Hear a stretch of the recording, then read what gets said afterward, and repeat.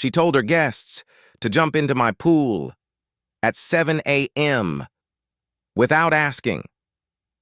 Oh no, Karen. You messed with the wrong wave machine. HOA Karen told her guests to use my pool at 7 a.m., so I turned it into a bubble bath. Part 1. The clipboard, the brunch, and the warning. She ignored it all started with a knock. A gentle, polite, deceptively innocent knock. I had just finished mowing the lawn, settled into my favorite chair with Max, my dog, curled at my feet, and there she was. Karen, queen of clipboards, vice president of the HOA, and wielder of the world's most passive-aggressive smirk. She stood at my porch, clipboard tucked tight against her lavender blouse, and hit me with the most absurd sentence I'd ever heard before coffee. Just letting you know we'll be using your pool tomorrow morning? For a quick brunch dip? I blinked. Sorry, what? Karen smiled wider like she was explaining the weather.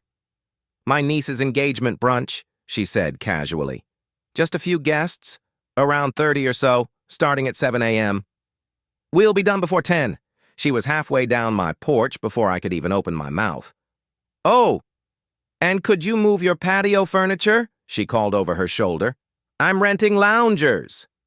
Then she was gone. Door closed. Peace shattered. And I stood there, frozen, wondering if I was secretly on a prank show. But it got worse. That night, curiosity got the best of me. I opened the community WhatsApp group, and there it was. Surprise brunch bash at Todd's pool. A whole thread, created by Karen, except I wasn't in it. I scrolled in horror, a full head count, catering menu, multiple RSVPs, and this gem. The homeowner is totally on board. I nearly threw my phone. Champagne emojis, dancing brides, pool floaties. She had planned everything, down to the brunch napkins. Everything except asking me. And that was her mistake. Because Karen didn't just step over the line. She launched herself over it in heels and a tiara.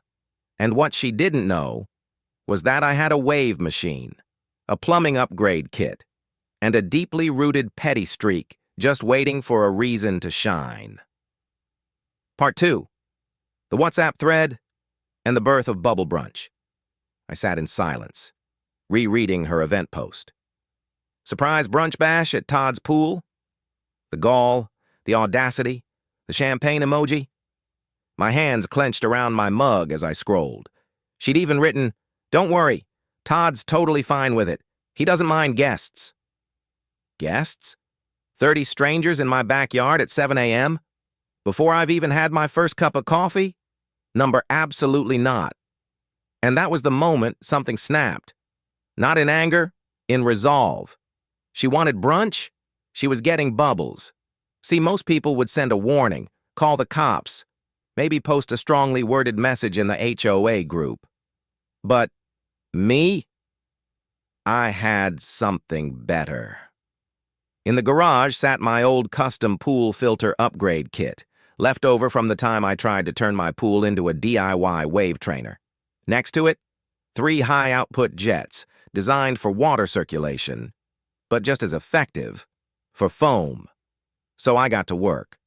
By midnight, I was knee-deep in tubing and plumbing diagrams, researching soap-to-water ratios, sourcing eco-safe, industrial-strength bubble fluid. Lavender-scented. Because why not? I drilled 3 discrete nozzles into the return jets at the base of the pool, fed them through a concealed feed line, and hooked the whole system to a motion-triggered timer. 1 toe in the water? Boom! Foam eruption. And I didn't stop there.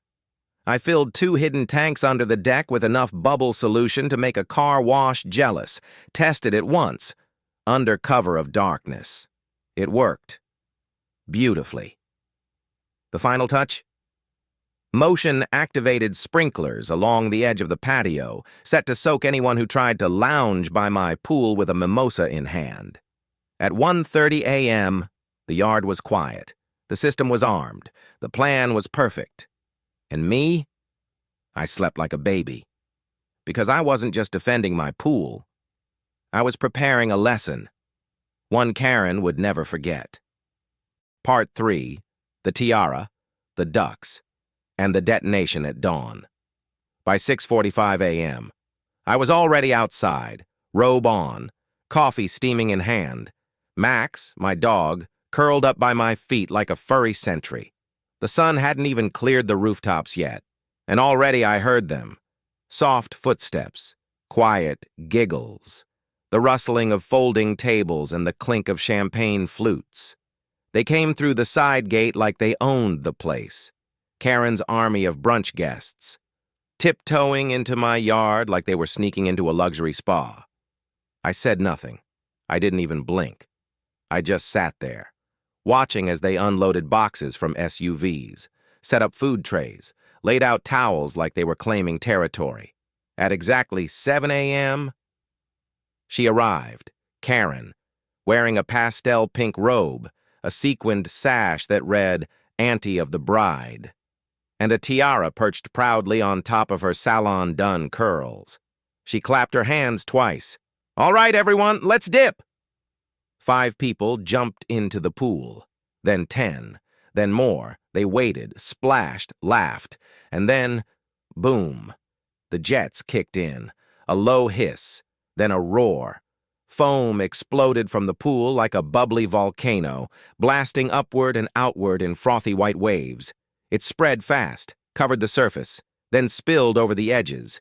Shrieks filled the air. One woman slipped and fell backward onto a brunch tray. A guy in swim trunks screamed, "It's in my nose!" Karen stood frozen, suds clinging to her ankles, tiara tilting. I waited until the bubbles reached the patio, then calmly walked to the speaker system I'd hidden under the deck, pressed the button, and let my voice echo across the chaos. "Welcome to Bubble Brunch." Karen's jaw dropped. "You!" she screamed. "You did this on purpose!" I sipped my coffee slowly, still calm, still in my robe. "This isn't your event," I said. "It's your trespass." Part 4. The brunch collapse and the sprinklers of justice. By 7:15 a.m., the chaos had mutated. What started as polite screams of surprise had turned into a full-blown evacuation. Guests were scrambling, slipping on the foam-soaked tiles like a slapstick sketch gone rogue. One poor guy crashed into a folding chair and vanished beneath the bubbles. Another woman clutched a ruined brunch tray like it was a flotation device. A toddler screamed, "It tastes like shampoo," covered head to toe in lavender-scented suds. And Karen was at the center of it all, drenched, sputtering, holding a soaking wet phone in one hand, and a crumpled event schedule in the other. She stomped toward me, foam dripping from her robe sleeves. "You're going to regret this," she snarled. "This is HOA harassment. You've ruined a perfectly good community event." I raised an eyebrow. "Karen, this is my pool, my patio, my backyard." I pointed toward the sign nailed to the side fence. "Private property. No trespassing. Violators will be prosecuted." She didn't even blink. "I'm calling the HOA board," she snapped, fumbling with her wet phone. "You'll be fined. And I'm calling my cousin's lawyer. You're paying for every ruined outfit, every wasted croissant, and the emotional damage to my niece." I didn't flinch, because that's when Harold arrived. From the driveway, a man in khakis and a neon orange HOA vest marched up, clipboard in hand. The kind of guy who alphabetizes his canned goods and breathes deeply before issuing parking tickets. Karen lit up like a Christmas tree. "Harold!" she cried, waving frantically. "Thank you for coming so fast. We have multiple violations." Harold nodded like a man on a mission. "Sir," he said, turning to me like I didn't live there, "I've received a complaint regarding unsafe aquatic conditions and improper shared facility maintenance." I nearly choked on my coffee. "You're standing in my backyard," I said slowly. "This isn't a shared facility. Those people weren't invited. They're trespassing." Harold adjusted his glasses. Then he knelt by the pool edge, dipped his fingers into the foam, and sniffed it, like he was a soap sommelier. He scribbled something on his clipboard. "There's a chemical presence here, maybe artificial." Then he moved to my fence, pulled out a laser level, and started measuring shadows.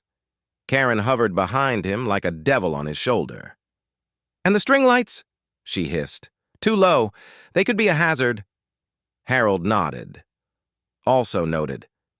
I stared in disbelief. She was turning a failed pool invasion into a compliance witch hunt. She wasn't just embarrassed.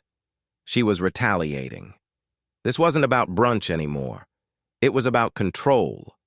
And I could see it clear as day. Karen wasn't done. She was just getting started. But neither was I. Because while she scribbled imaginary violations, I was calling someone who made her clipboard look like a toy. Part 5. The lawyer, the folder, and the HOA's worst nightmare at 8 a.m. I stepped back inside. Not to cool off. Not to hide.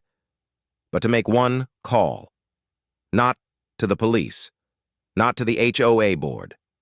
No. This needed a specialist. I called Mia, my friend, my secret weapon, and most importantly, an attorney who once made 3 HOA presidents quit in the same fiscal year. She didn't laugh when I explained what was happening. She just said, calmly, "Give me 30 minutes." Outside, Karen had dragged over a folding table again, trying to salvage whatever brunch dream was still clinging to life in the foam-soaked mess. 2 guests, both damp and visibly traumatized, stood nearby, raising champagne glasses half full of bubbles. From the kitchen window, I could see Harold still marching around like a rent-a-judge. He was measuring patio furniture now, then pointing at my garden gnome like it personally offended him. At exactly 8:33 a.m., Mia arrived. No knocking. No announcing herself. She just stepped through my gate like she owned the yard, sunglasses on, phone in one hand, a thick manila folder in the other. Karen paused mid-rant. Even Harold straightened up like a student caught cheating on a test. Mia scanned the chaos. Foam patches still clinging to the grass like ghosts. Then turned to me. "Where's the HOA's favorite hall monitor?" I pointed. Harold was by the fence, now using a tape measure on my string lights. Mia smirked, strolled right up to him, and in a voice that could cut granite said, "Good morning. Mind if I see the violation report?" Harold blinked, didn't move, didn't speak, so Mia helped herself, snatched the clipboard from his hands, flipped through the pages, then laughed, short, sharp, ruthless. "Warped measuring tape, outdated fence codes, no photographic evidence. Oh, and bubble residue?" She handed the clipboard back with 2 fingers, like it was contaminated. "Congratulations," she said. "This isn't a report, it's fan fiction."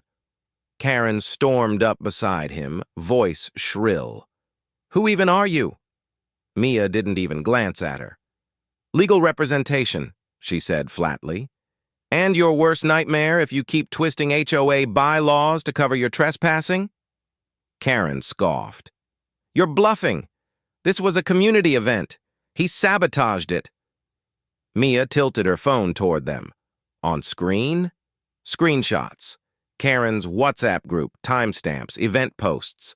A pinned message that read, "Just act like we've been invited. He doesn't check these things anyway." Karen's smirk collapsed, but Mia wasn't done. She swiped again. Another post. "I don't need his permission. The HOA backs me. Mia's voice stayed level. That's funny, because I have statements from 2 board members who say otherwise. Karen froze. But the checkmate? That came when Jake walked in. My cousin. Boots. Jeans. Clipboard of his own. He looked harmless. But he was a licensed city inspector who helped revise the county zoning code. And when Jake introduced himself, even Harold flinched. "I'd like to verify the accuracy of your measurements," Jake said. Harold tried to object. Jake cut him off. "You're quoting fence specs from 3 years ago. This structure was recertified last July. Then he walked the entire perimeter, laser measured everything, and double-checked the code with the exact PDF Mia had already pulled up on her tablet."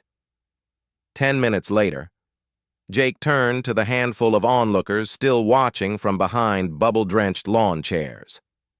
"There are no violations here. Nothing out of code. Nothing improper." He paused. "In fact, the only violation on this property is the unauthorized event hosted without the owner's knowledge." Karen's face. She looked like she was chewing glass. Part 6. The Front Yard Resurrection. And the second wave of stupidity. You'd think that would be the end of it, that after getting annihilated by legal facts, zoning codes, and screenshots from her own betrayal party, Karen would pack up her tiara, dry off her brunch napkins, and quietly retreat. But no. Karen wasn't wired like that.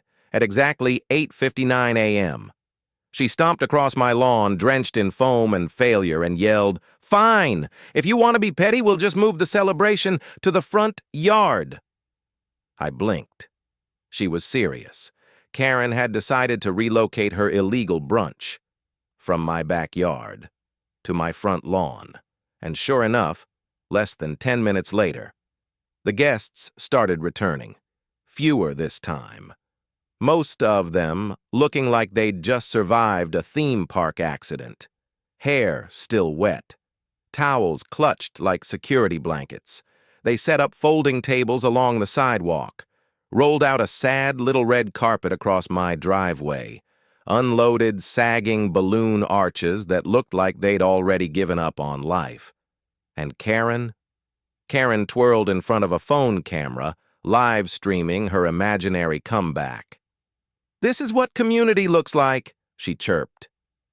I leaned against my window, sipping coffee, watching the madness unfold. It was impressive, the sheer denial, the commitment to delusion. And that's when Jake raised an eyebrow and said, "She's either brave or dangerously stupid." Mia shook her head. "She's desperate. People like Karen, they think louder equals stronger." I nodded slowly. "So now what?" Mia smiled. "Now, we let her keep going, because Karen didn't realize it yet. But she had just triggered the second wave of her own destruction. By 9:15 a.m., the new brunch was in full swing. Sort of. Guests awkwardly perched on plastic chairs in the sun.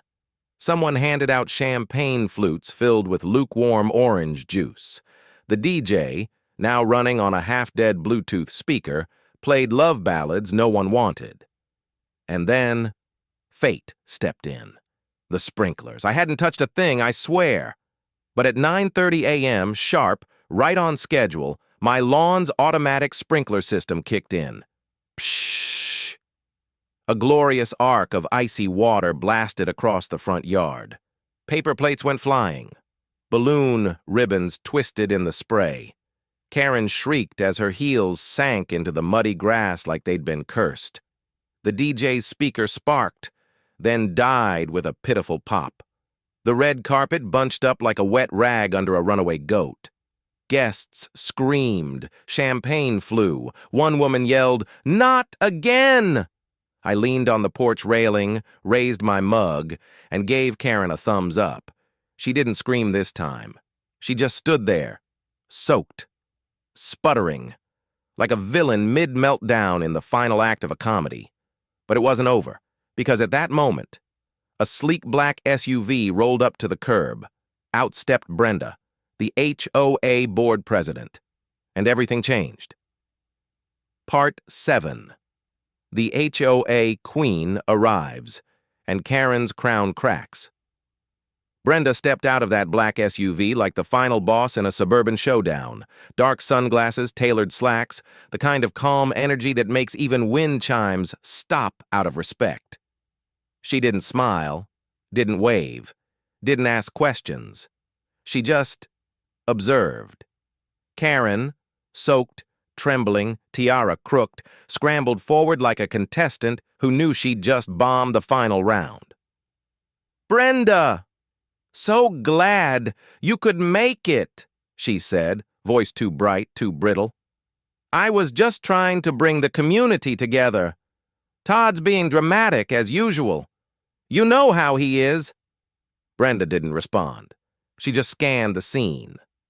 Soggy folding chairs, deflated balloons, champagne flutes in the gutter, and a fruit platter bobbing gently in a puddle like a life raft for strawberries. Then she looked at me. "May I speak with you privately?" I nodded. Led her up to the porch, where Mia and Jake stood like calm, unshakable witnesses. Brenda glanced between us, then took a breath. I reviewed everything, the messages, screenshots, RSVP lists, the chat logs. She shook her head.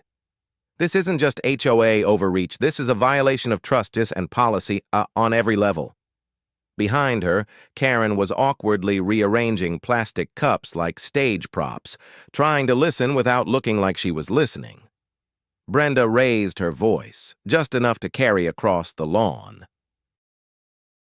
She forged implied consent, misled the board, used private property without permission, and created a massive liability in the process. Karen's face paled. Still, she tried one last performance. "Brenda, come on. I've always been the one who organized things around here. The lights, the cleanups, the holiday parties." Brenda held up a hand. "And those efforts were appreciated, but they don't make you queen of the neighborhood." She paused, then dropped the hammer. "Effective immediately, you are removed from your position as social chair and suspended from HOA voting privileges until further board review." The silence that followed was louder than anything we'd heard all morning. Karen blinked, looked around for for backup, for sympathy, or for anything. But her guests, gone. Even Harold, nowhere to be found. She was alone. And then she snapped. Part 8, the phone splash. Heard around the block, and Karen's final meltdown? Karen stood there, soaked, cornered. Her once sparkling tiara now tilting sideways like the last sliver of her dignity. She didn't scream. Not yet. She walked slowly, deliberately, toward the side of my lawn, where her phone, soaked from earlier, sat on the grass. And then she picked it up, looked me dead in the eye, and with the most dramatic flair she could muster, hurled it straight into my pool, splash. It landed somewhere between a half-deflated flamingo and the remains of her brunch centerpiece. There was silence, the kind of silence that only follows absolute televised defeat. And then, the final desperate outburst. "You think you've won?" she shrieked. "This was my neighborhood before you moved in. You're just some smug, passive-aggressive smart." I stepped forward, set my coffee down, and with the calm of a man who'd been patient for far too long, I said, "No, Karen, I'm someone who respects boundaries. Yours stopped where my property line started, but you didn't." Her jaw clenched, eyes wild, foam residue still clinging to her arms like glittery regret. Brenda didn't even blink. She turned, gave me the slightest nod, and walked straight back to her SUV like justice had been officially filed and stamped. Karen? She stood there for a moment longer, arms trembling, lip quivering. Then she turned and trudged away, dragging what was left of her decorations behind her like a toddler leaving a costume party in disgrace. As she reached the sidewalk, a slow-moving car rolled by. Someone leaned out the window and shouted, "Nice pool party, Karen!" The laughter that followed, loud, free, and cathartic. Karen didn't answer. She disappeared behind her white fence, the same fence she once used to measure everyone else's worth. Now, hiding behind it, like a dethroned queen in a soggy robe. Jake exhaled slowly beside me. "That felt good," he muttered. Mia smirked. That was poetic. I just stood there, soaked lawn at my feet, sun warming the quiet, and for the first time in days, I felt it. Peace. And it smelled like lavender foam and justice. Part 9. The apology that wasn't, and the neighborhood that changed. By the time the foam had faded, and the soggy tiaras were just memories, the street felt different, lighter, quieter, like the air itself had finally let go of something heavy. I was out front, sweeping bubble residue off my driveway, when Karen reappeared. No clipboard, no entourage, no tiara, just Karen. Arms folded, jaw tight, eyes locked on a spot somewhere over my shoulder. She didn't speak right away. She stood on the sidewalk, not a step closer, wearing the look of someone chewing glass just to spit out a sentence. After a long, stiff pause, she muttered, barely above a whisper, "It got out of hand." That was it. No apology, no admission. Just 5 miserable words that hung in the air like sour confetti. I didn't respond. I didn't have to, because she already knew. Karen gave me one last look. Not a threat. Not even defiance. Just hollow. Then she turned and walked away. That was the last time she ever set foot on my property. But in the weeks that followed, the neighborhood began to change. Not with banners or announcements, not with new rules, just quietly. People smiled more, talked longer by their mailboxes, helped each other with groceries and garden tools and holiday lights. Someone even organized a potluck. And this time, every single invite included the words, "With permission of the host." Karen still lived there, but she kept her distance. She'd show up to HOA meetings, but sat in the back row, clipboard replaced by silence. No one feared her anymore, because now they'd seen behind the curtain, and the wizard was just foam. One Saturday, Dave from across the street stopped by with 2 burgers. We sat in the yard, Max napping at my feet, Sir Quackalot bobbing proudly in the pool, and we just laughed about the brunch, the chaos, Harold and his measuring tape, the fruit platter that floated into legend. "You know," Dave said, wiping ketchup from his chin, "this might be the best thing that's ever happened to this street." I nodded. "Sometimes," I said with a smile, "it takes a soap storm to clean things up." We clinked soda cans, leaned back in our chairs, and let the sound of laughter, sprinklers, and kids playing echo around us.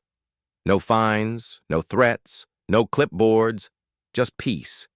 The kind of peace that smells faintly like lavender. And victory. Part 10. The local legend, the news crew, and the suburban legacy of Suds by the next weekend. I thought things had finally settled. The foam had dried. The brunch banners were long gone. And Karen? Well, she hadn't been seen in days. Then the doorbell rang. I opened it to find a smiling local reporter and a cameraman holding what looked like an entire news van in his arms.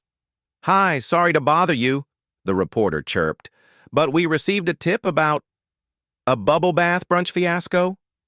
I blinked. Then I smiled, because I knew exactly who sent that tip.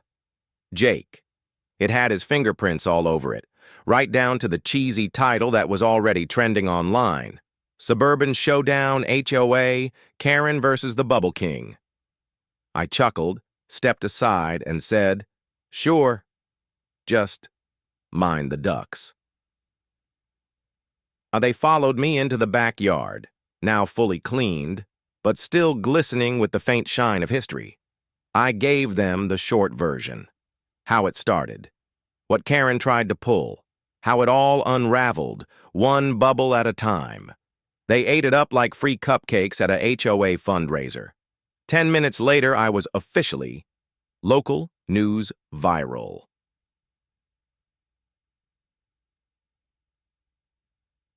By noon, my phone exploded. Texts, tags, screenshots, neighbors, old college friends, even my cousin in Michigan sent a message that just said, "Dude, you're a meme." One post had Karen mid-scream, with the caption, "When you realize trespassing doesn't come with brunch." Another, just a freeze frame of the foam blast with the title, "This is what happens when you don't RSVP properly."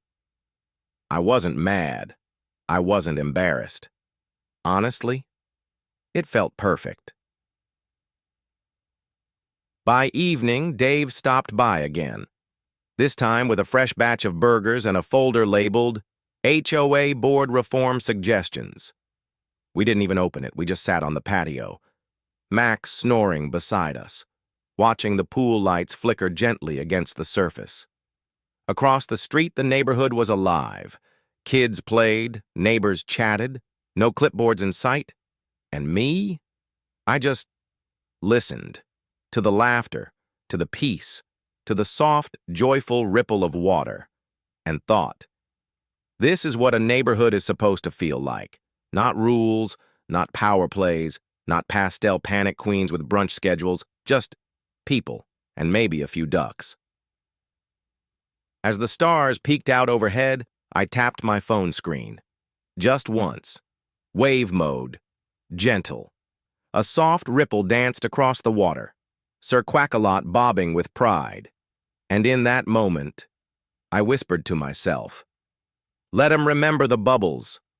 Because the next time someone tries to weaponize HOA rules for their own petty empire, they'll think twice.